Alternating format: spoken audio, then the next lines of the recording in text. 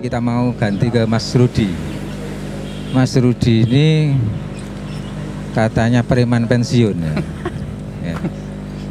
Lah, kita ini melihat bahwa Islam radikal itu banyak mengalami irisan-irisan, negasi-negasi, ada ketersinggungan dengan orang-orang yang preman gitu. Kita melihat misalnya fenomena FPI di Lamongan, itu kan orang terkenal arek-arek ngombe gitu, dan seterusnya. Nah, menurut Mas Rudi, pengalaman waktu di dunia preman seperti itu, kira-kira apa sih yang ada di fenomena aliran garis keras yang ada di dunia-dunia seperti preman seperti itu? Oke, assalamualaikum warahmatullahi wabarakatuh. Salam. Alhamdulillah, di sini saya duduk bersama sama-sama alumni preman.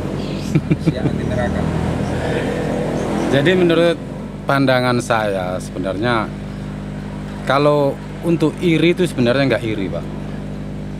Cuman karena doktrin dari ajaran-ajaran Islam keras itulah yang kurang bisa diterapkan di Indonesia, gitu loh. Jadi mereka hanya menerapkan seperti apa yang seperti di dunia-dunia negara Arab, yang seperti dikatakan orang mencuri pakai tangan dipotong tangan, kan gitu, Pak. Nah, terus menurut saya, pandangan saya, langkah-langkah itu yang harus kita jalani. Seperti saya sendirilah katakan seperti ini. Saya ke masyarakat harus bagaimana, mengaruhi bagaimana. Tapi langkah yang paling bagus itu memang dari pemerintah, Pak. Memang ada nggak di dunia preman itu paham-paham seperti itu dimasukkan? Metodenya seperti apa atau bagaimana caranya sehingga banyak yang ikut itu, kira-kira bagaimana? Sebenarnya kalau ke dunia jalanan itu nggak ada, Pak. Istilahnya seperti itu nggak ada. Cuman kan gini, ya kita langsung melihat ke lapangan. Jadi katakan kalau zaman dulu pemerintah itu seperti saat inilah, seharusnya pemerintah itu merangkul pemuka-pemuka agama, ya kan, menerapkan Islam ataupun agama lain, katakan Hindu, Buddha, Kristen yang berpancasila, gitu loh, Pak. Dengan cara apa? Katakan seperti pelajaran-pelajaran di sekolah, jangan dihapus pelajaran yang mengenai dengan kepancasilaan, ya kan, kejiwa kebangsaan, terus agama itu yang benar diterapkan di Indonesia bagaimana? Bukannya kita menentang ajaran agama yang seperti di Arab, bukan. Gitu loh. Berarti Pemda harus berperan ya? Ya harus, wajib itu hukumnya, Pak. Karena apa? Gini, Pak, ya mohon maaf, sekarang orang-orang yang di jalur keras itu kan turun langsung ke lapangan. Ada yang jalan kaki bawa tongkat, seolah-olah mengikuti jejak yang para nabi-nabi lah katakan. Ya pokoknya kita melawan bukan, Pak, ya kan? Kita bicara di Indonesia, gitu loh, Pak. Dia langsung ke musola, ngasih wejangan. Ya menang benar apa yang dikatakan Masnya tadi kan. Itu cara pertama untuk mencuci otak. Nanti dikasih gambaran. Ibaratnya kita nanti kalau seperti ini masuk surga, hingga doktrinnya keras. Jihad secara bunuh diri di tempat ibadah yang lain, katakan di tempat pura, wihara atau gereja, itu mati jihad. Padahal insya Allah tidak. Pengalaman Mas Rudi di lembaga pemasyarakatan kira-kira ada enggak fenomena itu? Kalau fenomena itu ada. Ada, Pak. Ada orang yang mengajarkan, tapi secara tidak langsung. Jadi gini, karena di dalam lembaga kemasyarakatan sendiri kan, ya alhamdulillah selama di dalam yang saya alami dan saya lihat langsung itu para sipir mulai kalapas sampai ke bawah itu benar-benar mengawasi, Pak. Untuk jaringan-jaringan orang-orang yang napiter, ini kan benar-benar dikasih napi teroris ya?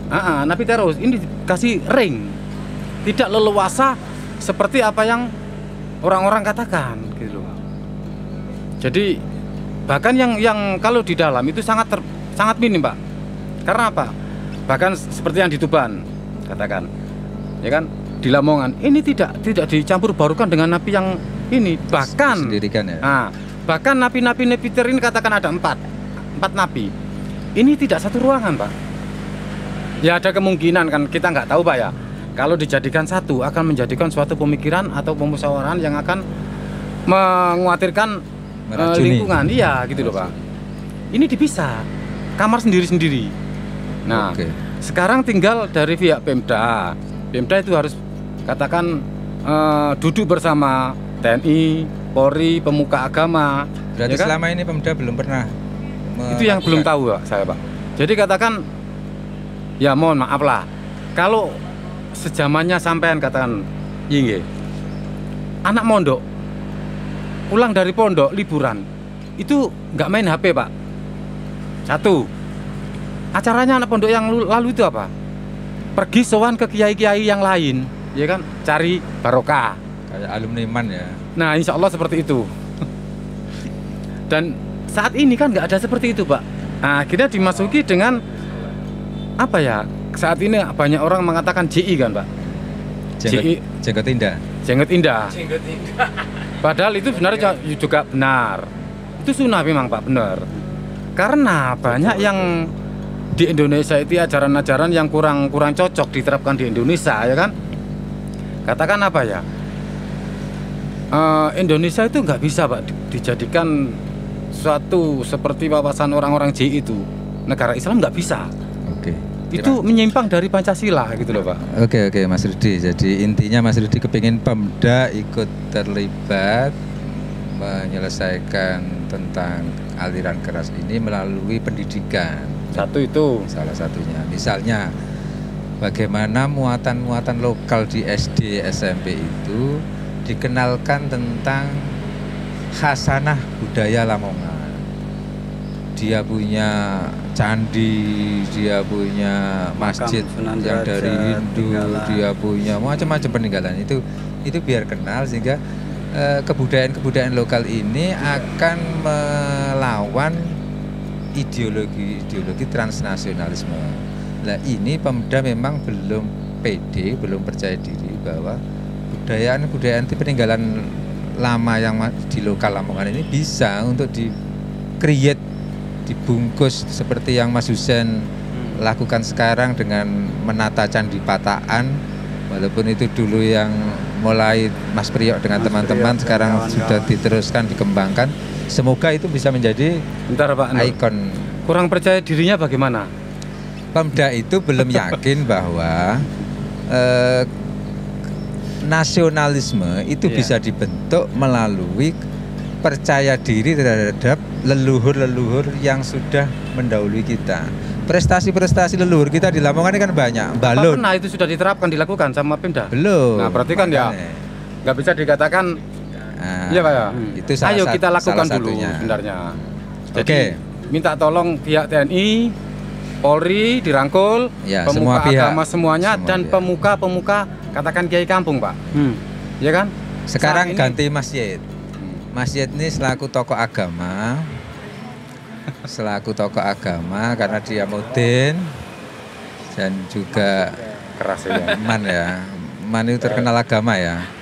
Ini saya mau minta pendapatnya tentang bagaimana peran tokoh-tokoh masyarakat atau tokoh-tokoh agama untuk mengantisipasi gerakan Islam radikal di Lamongan, istilahnya Mas Husen Islam transnasional, yang memang tidak kelihatan secara kasat mata, tapi memang bergerak terus dan melakukan sel-sel yang tumbuh terus.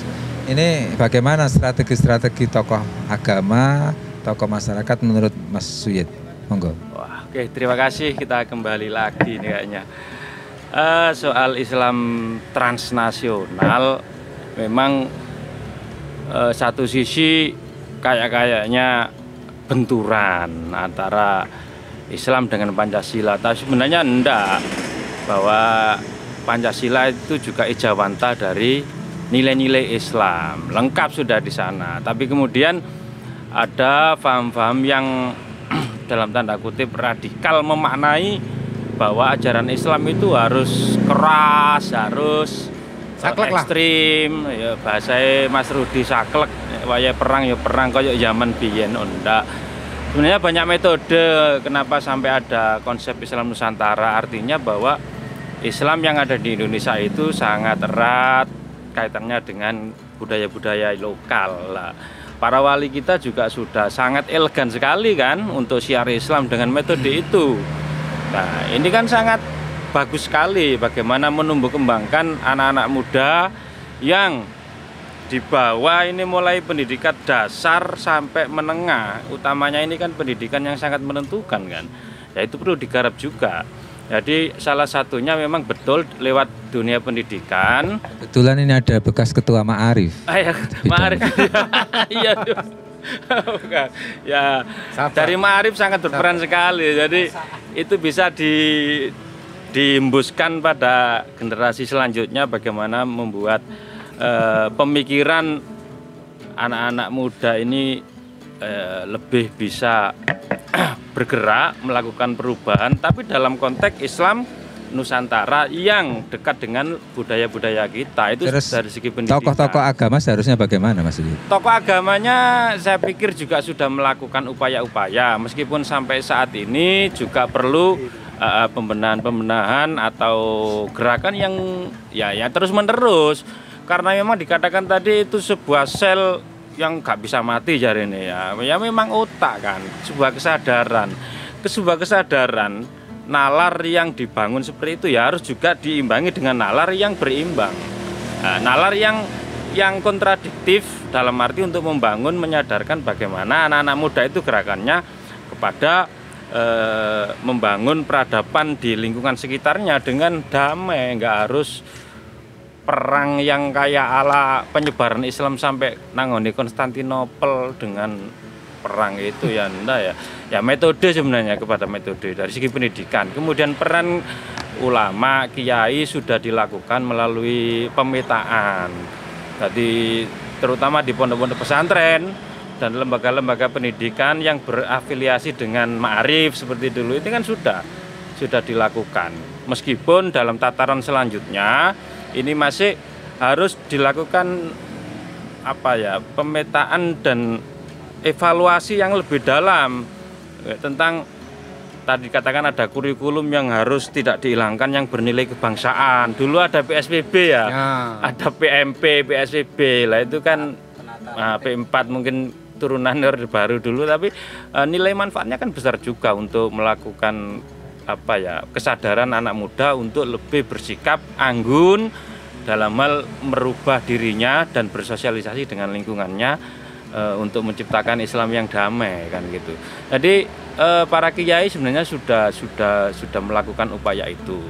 Cuman kemudian kok masih ada yang bibit-bibit itu, ya tugas kita bersama Pemda ya tadi dikatakan itu. Oke. Terima kasih Mas Iye. Mas Rudi mau nambah sebagai closing statement?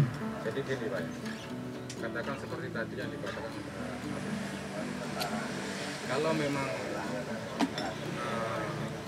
takut terjadinya proyek itu pasti Pak ya, tapi yang ditakutkan kan korupsinya, kan gitu Pak ya. Jadi gini, biar kita tidak seperti hal-hal yang sudah terjadi kemarin, yang seperti yang dilakukan orang-orang radikal, ya kan? Orang radikal ini kan sifatnya hanya menyalahkan Pak, menyalahkan pemerintah, ya kan? Tauhid. Nah, katakan ada seorang ulama, bahkan orang ulama-ulama lokal ini seolah-olah nggak ada sinar, kan gitu. Jadi gimana caranya katakan nanti kalau kita bisa mendorong bersama-sama ke Pemda, ya kan, untuk menjaga benar-benar Lamongan ini bisa menjadi aman, lepas dari ajaran-ajaran itu Pak. Nah pengawasannya itu dari mana? Makanya tadi saya mengatakan kita bergabung bersama TNI Polri untuk apa? Katakan seperti tadi di masyarakat Pak, pengawasan di masyarakat, ada anak muda bergerombol, ya kan? Apa yang dibahas gitu loh. Takutnya nanti seperti itu Pak, katakan ada majelis apa ya, bukannya kita itu sebagai anak jalanan katakan terus mengatakan yang di musola itu pasti membahaskan, bukan. Oke. Wong kita sendiri itu kan ingin baik Pak. Siap. Nah, Mas Rudi cukup karena ini kita dibatasi waktu. Dan ini closing statement untuk Mas Suyit, monggo, setengah menit. Saya nambah saja bahwa anak-anak kita, anak-anak muda kita ya tetap harus semangat untuk berubah menjadi sebuah gerakan yang itu untuk persatuan, kedamaian bangsa kita. Di Lamongan ya ayo kita ciptakan Lamongan yang penuh semangat dalam bentuk aktivitas apapun. Nah, termasuk peran-peran kiai ini sudah dilakukan. Ya, ayo kita bersama-sama membangun anak-anak kita. Mulai dari pendidikan, dari ya sesuai hobinya lah. Sing suka musik rock ya ayo diajak konser. Nanti kemudian di sana ada risalah untuk menata kehidupan yang lebih baik dan keharmonisan kita bersama. Terima kasih. Oke, terima kasih Mas Suyit, Mas Husen, Mas Rudi yang sesama alumni MAN tapi beda profesi. Semoga manfaat Amin. dialog ini dan kita akhiri. Assalamualaikum warahmatullahi wabarakatuh. Waalaikumsalam warahmatullahi wabarakatuh.